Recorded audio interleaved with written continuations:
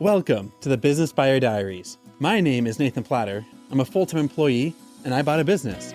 I did everything right, from finding the deal, handling all the due diligence on 63 opportunities, and ultimately bought a profitable gym. And boy, was I in for a big surprise as a new owner. I chronicled everything in real time, including the biggest wins to the stressful nights at 2 a.m. I'm sharing my journey without sugarcoating anything, so you don't make the same mistakes that I did. Here's today's episode. Hey, good morning.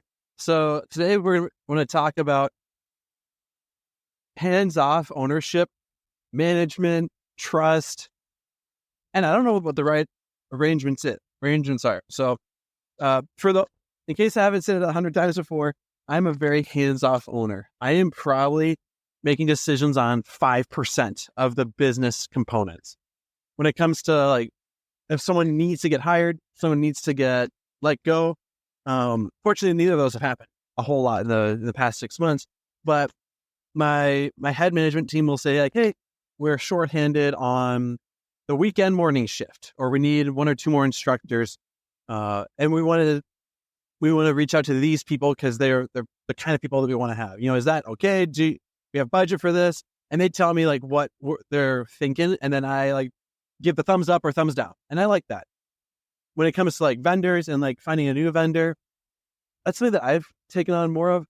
I'm taking on probably 5, maybe 10% of the day-to-day operational weight. It's probably 5% in all honesty. And that's worked pretty well. It's taken some time to get there, but that's where we're at now. One area where it's a little bit tough is now in that 5%. I have the majority vote when it comes to where we go from here, but 5% of the time and energy is put on my shoulders. Something that I'm kind of stuck on right now is so I don't have my OG, my top sales rep guy anymore. He's gone. Unfortunately, it's been tough. We miss him, but he's doing great in a career beyond what we could offer him. So I hired an agency. They provided a VA to do some sales work, and they're basically working the leads, the follow-up, the appointment setting, the booking, making sure that leads show up to the studio. And at first, we were having a tough time converting those. And like now the leads are like starting to pick up. The conversion rates are higher. They're back to like par with where we need them to be, like that 50%, 40 to 50% conversion rate, which is good. However, where we're getting stuck right now is we made like they're showing up, but they're not buying.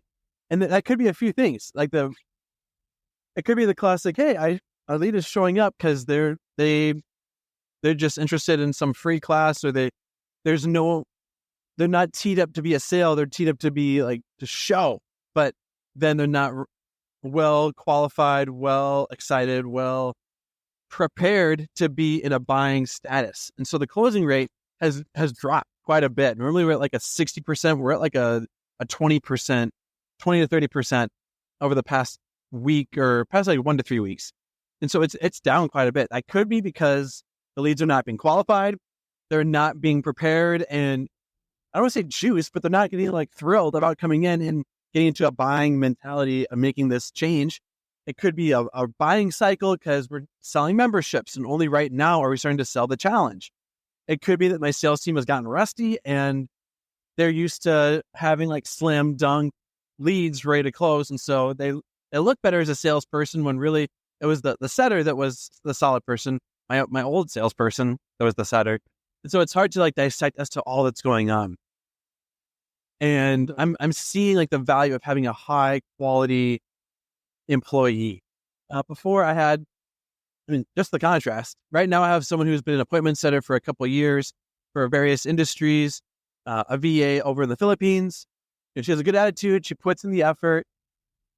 Some of the details get dropped, like about the class times, about how to do a fantastic handoff from her booking to the actual in-club experience. And so that's been tricky. But like the guy I had before, he had like 10 years of actual like personal training sales experience at like an LA Fitness, a Lifetime Fitness. Like he's used to selling memberships and like $800 personal training packages, handling objections, leading sales teams, setting goals, meeting quota. Like he was like an all around like stellar salesperson. And he he's a high energy, high talkative person, but when he's in like sales mode, he's very good at being calm, kind of dumbs it down so that he's not intimidating as a gym salesperson. He uses like easier to understand words and not fancy talking points. So all that to say, like, I miss having my A+ sales rep. Like he was, I didn't realize how good he was until he's gone. And so now I'm in a pickle. My manager is saying like, hey, we're really struggling with this new sales layout. We missed the OG guy. We can't get him back. That's not a possibility. So let's not pretend we can get him back.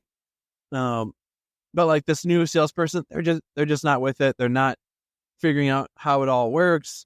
And so historically, my manager has made like the call when it comes to like, we need this, we need that, we need this, we need that. Like that's been the dynamic. And right now, part of me is like, okay, well, I'm on contract. I have another like 4 or 5 weeks with this agency that placed my appointment setter. And so whether we like it or not, I'm paying $550 a week for this service that's not really performing. And so now here's my conundrum. I can either pay for, it's a 3-month contract for 2 months in. So it's a very low commitment. And plus, I don't think it'd be worth hardballing them and trying to like stiff them and get out of it. So I'm just going to suck it up and whatever. I'm just stuck for another month. I'm willing to accept that as my current assumption. So what do? I could either work with a below average performing setter service and just kind of squeeze out whatever we can and have crummy results, crummy employee engagement from an in-club studio team. I could just pay the cost and have the agency do zero work and tell them like, hey, sorry, we just don't want you to do anything. Don't touch the leads. We'll pay you, whatever. But do not provide any more value because we're going to do it in-house. And then now I'm paying for something I get nothing from.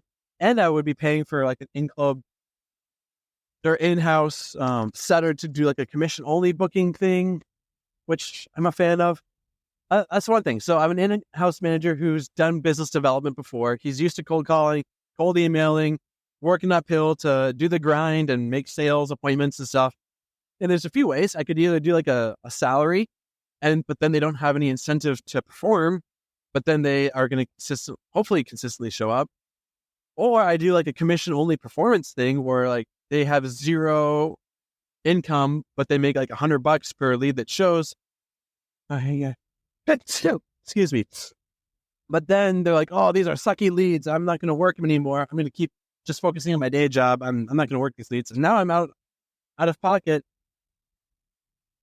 because someone like they're expecting like the leads to be like decently tricky to work. But if like the leads are a lot harder to work, then they're like, oh, this sucks. I'm out. I'm not going to do this commission only, whatever. And I'm not going to try. And that's a risk that I would be taking, that this commission only person is willing to take what I'm providing them and run with it. The third option is I completely find I swap out the current rep from the agency with the new rep. So get a new person, but I'm still paying the agency fee. But then there's ramp up for the new person, learning what our studio is like, learning our price structure, learning our studio nuances.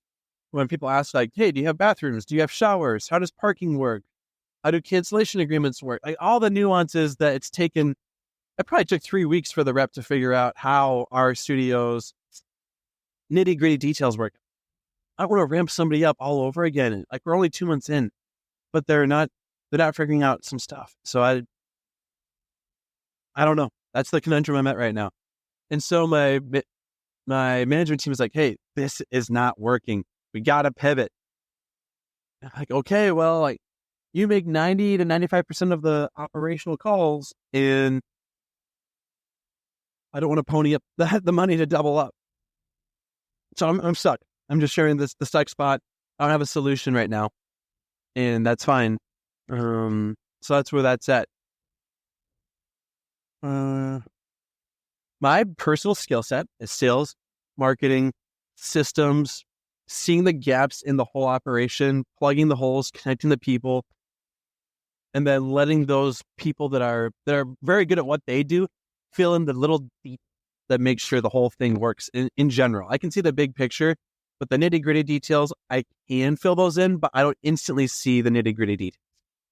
So that's trying to work with my skill set and not act like I don't have blind spots. Work with my team's strengths and skill sets, and also acknowledge that they've got blind spots too. And I don't know the right dynamic and all that. And at the end of the day, what can we afford? Where is the risk? What's the upside? What's the downside? And what's in the long term, what's going to be valuable? What's going to have the biggest 6 months from now? What am I going to be happy we did? What am I going to be bummed that we did? And what will be like, yep, this was the right call. That was the wrong call. And I don't know the answer to that. And that's okay. I'm just going to stop there because it's time to continue on with the morning. But wanted to just share, even when things are in motion or you don't know how it's all going to go. So that's where we're at. That's where we're going. Let's make it a great Friday. Rock and roll. This has been another episode of the Business Buyer Diaries. Subscribe so you don't miss the next episode. I hope you're realizing that business ownership is no cakewalk. Check the podcast notes for a link to the DIY due diligence program, the complete list of show sponsors, and for media inquiries. Music written and composed by Wes Schrock. I'm your host, Nathan Platter. Join me again on the next one.